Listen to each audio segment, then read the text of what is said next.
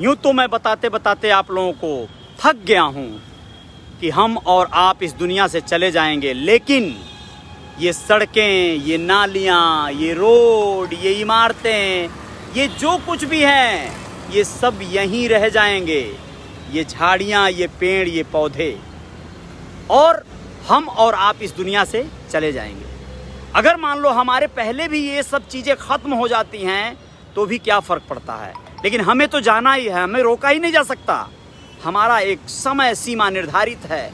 यूँ तो मैं कहता हूँ कि हर रिश्तों की एक मियाद है, फिर भी लोग न जाने कैसी कैसी कारनामे और करतूत किया करते हैं कि सुनकर दिल आहत हो जाता है, बहुत ज़्यादा दुखी हो जाता है। नमस्ते, मैं हूँ Ajay Sahni, star real reporter news के अपने इस पेज पे आप लोगों को आज अभी जो बताने जा रहा हूँ, उत्तर प्रदेश देवरिया जनपद के एक गांव की एक ऐसी स्टोरी, एक ऐसी वारदात जिसके बारे में आप लोग सोच में पड़ जाएंगे कि छोटी छोटी बातों को लेकर कितने बड़े बड़े विवाद हो जाते हैं। आप लोगों को बताना चाहेंगे, देवरिया जनपद में एक गांव है भाली चौर, रुद्रपुर जो तहसील है उसके अंतर्गत आता है। राम लच्छन चौराहे के पास भाली चौर, यहाँ पे उत्तर टोला के तरफ एक विवाद हुआ जिसमें दो परिवारों के बीच मामूली से नाली के विवाद को लेकर यह मामला उठा और कहा सुनी होने लगी।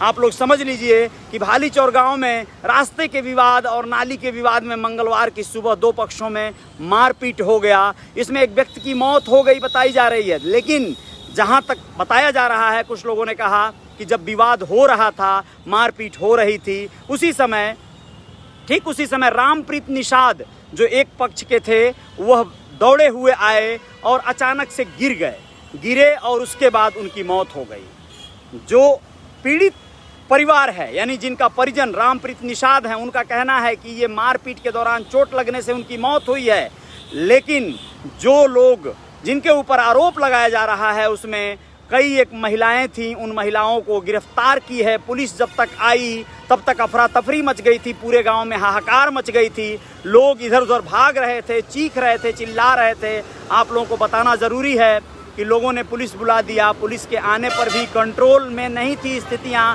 लेकिन पुलिस ने जैसे तैसे कंट्रोल किया और इस अफरा तफरी के बीच कोतवाली प्रभारी ब्रिजेश मिश्रा भी पहुंचे और उन्होंने किसी तरह से मामले को संज्ञान में लेते हुए और पूरी तरह से कंट्रोल में लिया और 100 को पोस्टमार्टम हेतु भेजने का कार्य किया उन्होंने। पोस्टमार्टम रिपोर्ट आने के बाद पता चलेगा कि यह सत्य में मार होने से या चोट लगने से मृत्यु हुई है या हृदय गति रुक जाने से, क्योंकि जो महिलाएं मारपीट में शामिल बताई जा रही हैं, 5 लोगों को हिरासत में लिया गया है। इन महिलाओं समेत कुछ एक महिलाएं इसमें हैं, उसके साथ साथ 5 लोगों को टोटल हिरासत में ली है पुलिस ने। पूछताछ जारी है और पोस्टमार्टम रिपोर्ट आने का इंतजार है। पोस्टमार्टम रिपोर्ट आएगा तो यह स्पष्ट हो सकेगा कि हृदय गति रुकने से मौत हुई है या चोट लगने से मौत हुई है। देखने से जो कुछ भी पुलिस को एहसास हुआ उसके आधार पर कार्रवाई की जा रही है और वहां से 5 लोगों को हिरासत में लिया गया है। मामला बहुत संगीन है, लेकिन सोचिए आप, नाली नाला रास्ता का विवाद में जान जाने की स्थितियां। मैं कहता हूं कि चोट न लगा हो, हृदय गति रुकने से ही मौत हुई हो, लेकिन सोचिए जब परिस्थितियां आती हैं, कई बार कुछ सीधे साधे लोग होते हैं जो इस तरह के मारपीट और विवाद देखकर घबरा जाते हैं, डर जाते हैं, सहम जाते हैं, खतरनाक स्थितियों को फेस नहीं कर पाते हैं और उन्हें दिल का दौरा पड़ जाता है। अगर दिल का दौरा पड़ने से भी मौत हुई है दोस्तों, तो इसका जिम्मेदार कौन है? वही महिलाएं, वही लड़कियां जो वहाँ भाग रही हैं, दौड़ रही हैं। वीडियो कुछ लोग बनाए हैं, कुछ लोग भेजे हैं सोशल मीडिया पे, वो सर्कुलेट हो रहा है, लेकिन उस वीडियो में क्या दिखाई दे रहा है? वो विवाद, वो उस तरह की महिलाओं का आनन फानन में दौड़ना भागना।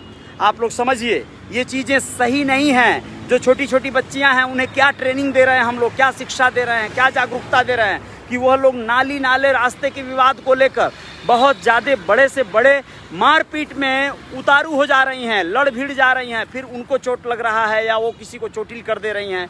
ये सही नहीं है। आपको ये ज़मीनें, ये जो देख रहे हैं आप ना, घासें जम जाएंगी यहाँ पर, ये सब जो है जंगल बन जाएगा, लेकिन आप लोग इसके चक्कर में जान देते रहेंगे, मरते रहेंगे, मारते रहेंगे, जेल जाते रहेंगे।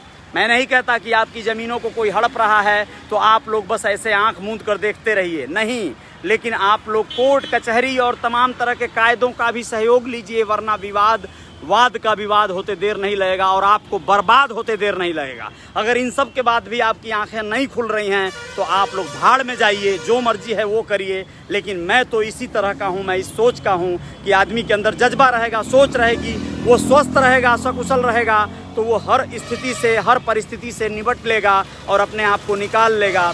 लेकिन अगर आप ऐसे ही विवादों में फंसते रहे तो आपकी और आपके बच्चों की ज़िंदगियाँ ख़त्म होती रहेंगी, समाप्त होती रहेंगी। इसी के साथ जय जयकार जारी रहेगी। अंश सोलंकी बहुत बहुत शुक्रिया मेरे दोस्त। सत्यम अवस्थी जी बहुत बहुत धन्यवाद। राजू राम रानवा जी बहुत बहुत शुक्रिया। रोशन निषाद जी और दीपक सोलंकी जी बहुत बहुत शुक्रिया और बहुत बहुत शुक्रिया, बहुत बहुत धन्यवाद आप सभी मित्रों का। अखंड भारत सेना बहुत बहुत शुक्रिया और बहुत बहुत धन्यवाद। अभिषेक पाठक जी, अतउल्ला खान जी बहुत बहुत शुक्रिया। आप लोग शेयर ज़रूर करें मेरे इस वीडियो को, जिससे कि बहुत सारे लोगों में जागरूकता आ सके, कहीं ना कहीं बदलाव आ सके उनकी मानसिकता में, और वो शायद अपने बच्चों के भविष्य के लिए कुछ अच्छा कर सकें। जय हिंद, जय भारत।